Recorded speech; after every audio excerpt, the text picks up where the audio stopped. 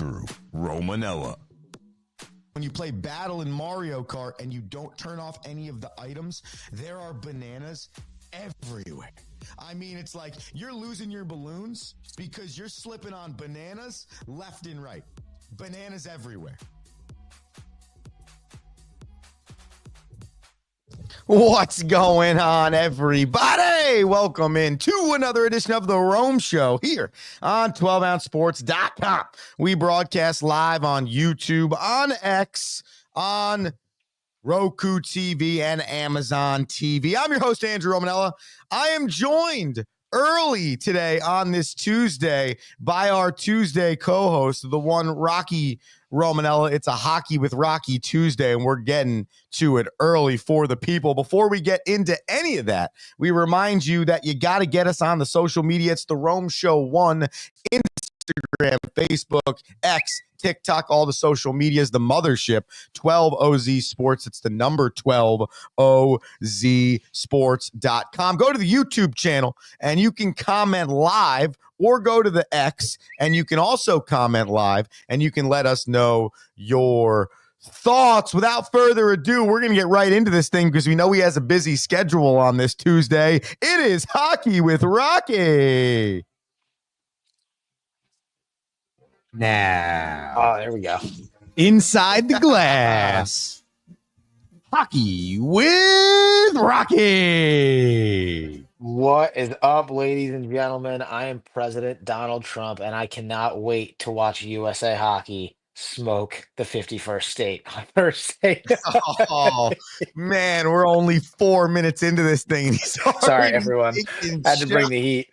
Unbelievable. Rocky, what's going on? How you feeling on this Tuesday? I'm feeling incredible. I couldn't wait. I almost had to get on the show yesterday just to talk about Saturday night's epic victory. Obviously, in true USA Hockey fashion, I hope we didn't blow it all too early and we've got enough saved for Thursday night. But ultimately, Saturday was just too good to be true, and it was just an incredible game. So Canada forces the rematch, right? They're up 4-0 yesterday against Finland. Yep. They almost blew it, Rocky. They gave up 3 goals in the last 8 minutes. Well, listen, they've got 2 wins, technically 1 in overtime. They have scored first in every single game. And so the fact that a comeback has been waged in every game that they have played is definitely, eye-opening to like their depth, especially at forward. And they were missing Cale Makar when they played the US, so a couple of factors there, but still, it's definitely something to be paying attention to when you're looking at Canada's team from a depth standpoint. So to give the people the scenario, okay, we talked yesterday. If you missed it, hit the podcast wherever you get your podcast. Just search the Rome Show podcast. We talked about USA defeating Canada on Saturday 3-1. And then it came down to about 15 different scenarios yesterday that could have happened. The easiest one being Canada needed to defeat Finland, which they did 5-3 in regulation. Connor McDavid and Nathan McKinnon scored goals for Canada in this game. They scored those goals, Rocky, 46 seconds apart in the first period. Canada held a 4-0 lead going into the third, but Finland, as I mentioned earlier, scored 3 goals in 7 minutes. Excuse me, I said 8 before. 3 goals in 7 minutes to make it a 4-3 game when Canada's son, Sidney Crosby, sealed the deal on an empty netter and made it 5-3, thus securing a rematch regardless of the USA losing last night 2-1 to Sweden. Laying the foundation, Rocky, for a Thursday night rematch, 8 p.m. at the TD Garden in Boston. So we have a lot of time to discuss that. So we'll leave that for the back end of our conversation today. First and foremost, I want to just get your thoughts overall of the tournament, of Team USA, and of the excitement going into this rematch game. I think from an international hockey standpoint and an NHL plus just overall hockey game standpoint, you could not have asked for a better turnout from the Four Nations face-off. I think that it's put the game back on the map. I mean, I think a lot of the discussion leading into the weekend was the ratings and how the TV presence in hockey has been down this year, and obviously it's down in a lot of other sports. But when you look at the response to the Canada US game, to the NBA All-Star game, for example, that played this weekend, and even the Pro Bowl that played, 2 weekends ago. The eyes, the visibility, the just total lack of buy-in from all fans, not hockey and hockey. I mean, I don't know how you say it's not a success, and that's just Four Nations wise overall. And I agree. I think the conundrum that comes into play now, if you're the NHL, is you don't do this every year, but you have all these other leagues that are struggling with their all-star games, and then you roll out something like this. And not only do hockey fans love it, everyone loves it. So it's like, what's the delicate balance?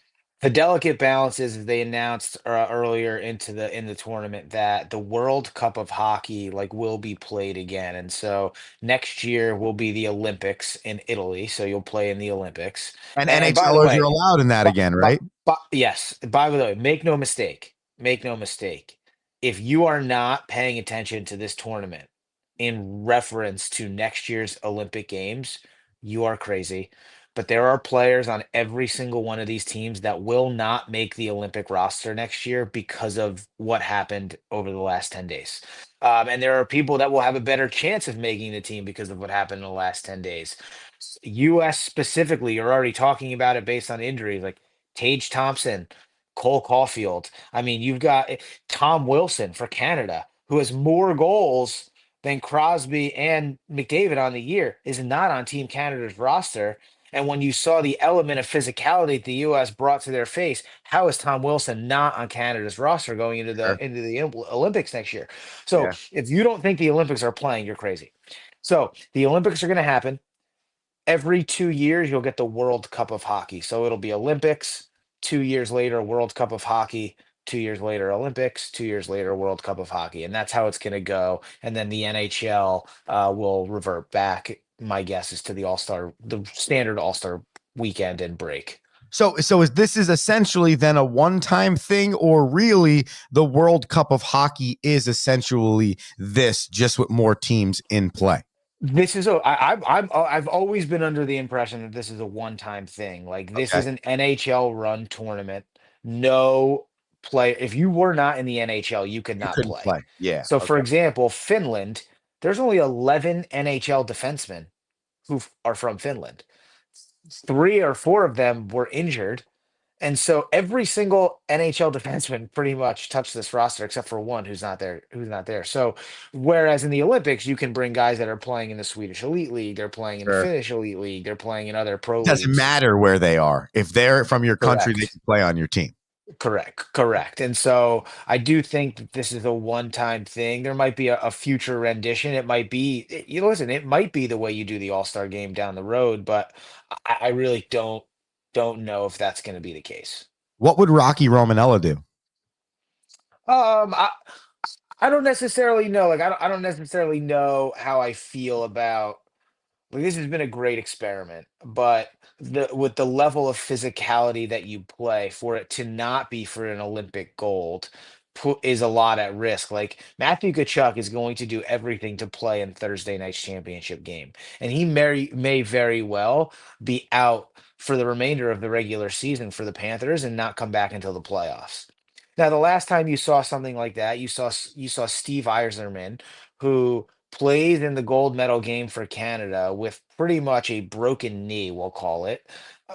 Lose it, misses the end of the regular season for the Detroit Red Wings, comes back and captains that team to a Stanley Cup victory. Now, when you win Olympic gold and do it, it's a completely Way different different. story. Sure. It's a completely different story. So the intensity that the players are playing, I don't know if it's what's best, mid-season with the intensity in which they're going to play. Whereas the World Cup typically takes place in the summer. We're talking to Rocky Romanella, resident hockey expert. He's on the show every Tuesday. We call it Hockey with Rocky. Nice goal. Nice goal for him. I like that. We call it Hockey with Rocky, and he came today to talk not just USA versus Canada, because we also have tomorrow and Thursday morning to get ourselves ready for that match. Again, it's Thursday night at 8 p.m., but he came to talk general hockey overall. So give me your last thought on this Tuesday about the four nations, and then let's get into the second half of the NHL season before you get out of here. I would be shocked if you see the fighting on Thursday night, but I would not be surprised if it happen. If it's gonna happen, it's gonna happen early on again. I think even on Saturday, that wasn't planned. It just kind of happened. And so depending on how the Boston fans treat the Canadian anthem, and if they decide to be fired up by that, or if the players on Canada just feel compelled to make a statement that says, this, if you think that you're going to beat us Saturday and this is going to be a cakewalk, you're crazy. I Yeah. could see that's probably the only way. But what you will see big hits, you will see cheap shots, you will see scrums after every whistle. And you're going to see an intensity that will either match or exceed what we saw on Saturday. To think that these teams are going to pack it in based on some of the injuries we're seeing is just crazy. And based on Canada being, the birthplace of hockey for as long as it's been, you really do across the junior tournament and now this tournament are you're really seeing a shift in the dynamic of USA Hockey's play on the international stage. And and if you don't think guys are prideful in that, I think you're crazy. So it's going to be an intense matchup. I would not be surprised if you see overtime, but it will be physically grueling. And I do believe it may come down to special teams as power play goals have been lacking across the tournament. 4 total gold medals in international play for United States hockey. 37 total international gold medals for Canadian international hockey. That is the picture of what Rocky was just talking about right there, and how far along Canada's country has been in terms of being on the ice. Do you want to give us a quick synopsis of what you're feeling for the second half of the NHL season, or do you want to go into rock solid, rock soft? Rock solid, rock soft, because I think that's where the second half will live. Okay, that's where the second half will live. So we go rock solid, we go rock soft. Okay, Rocky Romanella. I got a rock solid, rock soft 4-pack for you today. Number 1, will the United States starting goaltender Connor Hellebuck in the NHL season win his third Vezina trophy? He has a 2.07 goals against average, first in the league, a 925 save percentage. It's second in the league, and 34 wins, first in the league. Your thoughts? I don't see how he doesn't win it at this point. I think the only thing that could change is if a couple of like the premier goaltenders in the league take their teams on runs. Like if Shesterkin takes the Rangers on a run, right? Like he might press for it. But right now, when you're looking at who's in second place in the three different categories, it really changes, right? So, the guy that stands out to me, it's really not Darcy Kemper behind him from a goals against standpoint. It's actually Jacob Markstrom from the Devils, right? And if the Devils the Devils have been great all year, right? Like they're scoring goals, but it kind of starts with the goaltending. The next person I'd really look at is Logan Thompson in Washington, because he's next in save percentage. He's fourth in goals against, and I would argue with what Logan Thompson is doing with the Caps is more unexpected considering I don't believe he was the starter coming into the year. So I would think that the strong second is Logan Thompson right now, but I don't see how Connor Hellebuck is not the Vezina Trophy winner at the end of the year. Rocky, did you Solid. know? Did you know that there is a very small list of goalies that have ever won 3 Vezina trophies? I would think that Martin Brodeur is in there. Correct. How many total are there? There are 6 total. Ken Dryden, Correct. um, Patrick Waugh, Correct. Dominic Osgood, or Dominik Dominic. Hasek. Chris Correct. I Yeah, was wondering Dominic why you Hasek. added 2 names. All right, you got Because Hasek and Osgood played at the same time. They both had regular masks. correct. Um, Great. 2 more. Two more. Oof. Vesnas. This is tough. John Van Beesbrook. Nope. That's a great guess, though. This is three Um, Vesnas, three. So so I have two left. they all have two. Him, Quick, Richter. Okay, and I have two people left here, and can I get a, let's see here. I can give you. So you've gotten Brodor, you've I've gotten gotten Hasek, Bois, you've gotten Waugh, Hasek, and Ken Dryden. and you've gotten Ken Dryden. Okay, so first one that you're missing is very Italian name. Oh, Do, do, do, do, can I get do. an era? Oh man, probably the 50s or 60s, I think. I'm not gonna get this one then. Tony Esposito. Okay, that's a good, but I definitely wasn't gonna get it, so that's And fair. the sixth one you probably definitely won't get. Very French name. Very.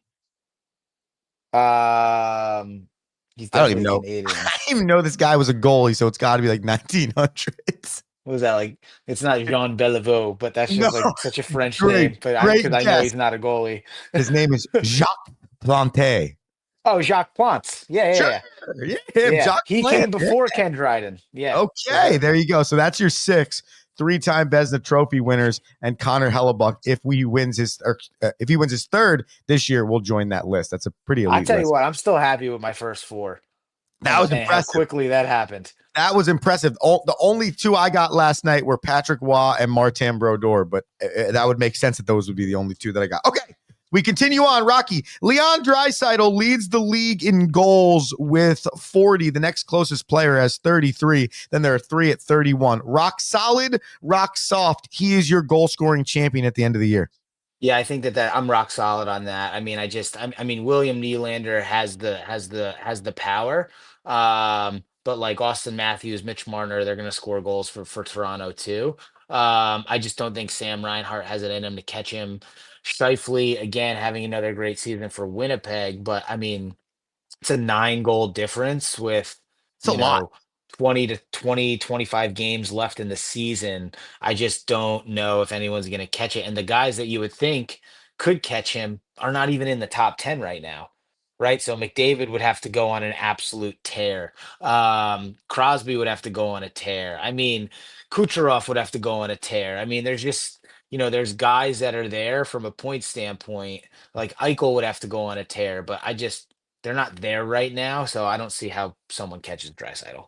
And by the way, Rocky, Leon Draisaitl's best goal scoring season in his career came in 2021-2022 when he had 55 goals scored. So the real question should probably shift to, do you believe he scores 16 or more goals the second half and actually has the best season of his career? Absolutely, I would put money on that for sure. I'd put bananas on that. Yeah, you Um, would. just based, I mean, what Edmonton needs to do, and it's funny, it just sucks I don't get to watch Edmonton as much to even speak more, but I mean, there's enough games left. That's less than a goal per game. He's playing, just at that right now. He's second in the league in points, so he's going to be around the net scoring goals from an assist standpoint. I mean, I like that. I like that for Leon Draisaitl. 83 total points for Leon Draisaitl. Let's stay in the goal scoring category. Rocky, do you believe Alexander Ovechkin will pass Wayne Gretzky's 879 total goals? Rock solid, rock soft. I 100% think he's going to achieve this. I don't see how he doesn't, and I don't see how he doesn't make a big playoff run and then retire. I think that Um, is like, I said that wrong, by the way, and I have it up on the board. Ovechkin has 879. Gretzky has 894. yeah, it's 15 goals. I mean, he's gonna do it. Like he has to do it. He's gonna do it. He's gonna retire. He's gonna take them on a nice, sweet playoff run. I just don't. I don't think he comes back from the leg injury with as much rigor if he didn't want to break it this year. I agree. I think he's getting to 900. I truly, I think he's going to stop when he gets to 900, and then he has like a line of demarcation beyond just having more goals than Wayne Gretzky. It's like Pete Rose and Ichiro Suzuki being the only two in the history of pro baseball to have over 4,000 hits. Like there's a 3,000 hits line, and then there's It's those two guys. it's not going to be someone in our generation that does it. It'll be someone, in this next generation that does it. I mean, there's not one current player in the top 10 right now. Right. And you're talking about like Connor Bedard's generation, right? Like that Maxim Celebrini type, those dudes. Is Yeah, that what you're saying? maybe. I mean, even maybe Draisaitl's the guy. Right. Well, yeah. I mean, listen, I got his stats up right here in his career, Rocky. He's got 387 goals, and he was drafted in 14-15. So he's in his 10th year. So I He guess I is. mean How old are you? How old is he? 29. He's only 29. 10th year. Ovechkin's just about 40, and Ovechkin's just about 40. So I mean, what he's got to do in his 30s is actually double or Yeah. almost 25% better than what he did in his 20s to catch Ovechkin. I hope that puts into perspective what Ovechkin and Wayne Gretzky are doing and have done in their career. I hope that does. Okay, final one, because I know you need to go and make some money for the team. Let's stay with the Capitals, Rocky. They currently have 80 points. They sit at 36, 11, and 8, whereas the Winnipeg Jets have 81 points, and they sit at 39, 14, and 3. Rock solid, rock soft. Who is the President's Trophy winner? Your rock solid's your winner. Your rock soft's your loser. Winnipeg. I think Winnipeg takes it. I think that the push from the wild card spots in the East is gonna weigh into the Caps point total by the end of the year. And I think that Winnipeg again is out goaltendering every single person in the league. I just, I'm always going to bet on the goaltender. And I know Logan Thompson, like I just said, was second in the running to Hellebuck. But I do think that the team game is going to be, I mean, there are Top goaltending stats on your screen, by the way, if you want to check out Logan Thompson and what Rocky's talking about for Washington. right. His goal against is there, but his save percentage is really where it's at. I don't know. I think I like Winnipeg for whatever reason. I like Winnipeg. I just think the Caps are going to lose a couple points in the East. I don't know why that I don't think that the wild card teams in the West will have the firepower to knock a couple off the Jets when they play them. But I do think that the physicality of the East is about to go bananas. Yeah, and you have Scheifele there. I have the leading goal scorers in the league up as well, Rocky. The 31 goals you were talking about before. If you put that combination together, and I'm going to flip back to the other screen, you got Hellebuck there with the 207 and the 925, and then you have one of the top 3 goal scorers in the league. I just don't see. Listen, I don't see how you can't not be considered one of the perennial favorites to win the Stanley Cup. Rock, I know you got to get out of here. Final thoughts as we get ready for second half of the NHL season and Four Nations championship game. Buckle up for Thursday night. Just buckle up. I mean, it's awesome. Like I don't see how you're not juiced. Everyone, it's better. It's crazy to think that it's better than the Stanley Cup final. Like I agree with that. Game 7 last year was epic. I mean, Yeah, it was. 3-0 comeback, but that's pure unadulterated hockey love. Yeah. Whereas what you're getting today is everyone. Yeah. Soccer fans, football fans, baseball fans, basketball fans, everyone's tuning into this game, which is why it's crazy that it's not even the Olympics, but it's bigger than that right now. And in another great international setting, and I think you talked about it a little bit yesterday, but the geopolitical happenings socially around the world in public, like they just add to the element. And it's just another great show of how sport can be the ultimate thing that we want to set aside. And the fact that you want to fight each other on the ice in a game where the players actually respect each other And it wasn't supposed to matter.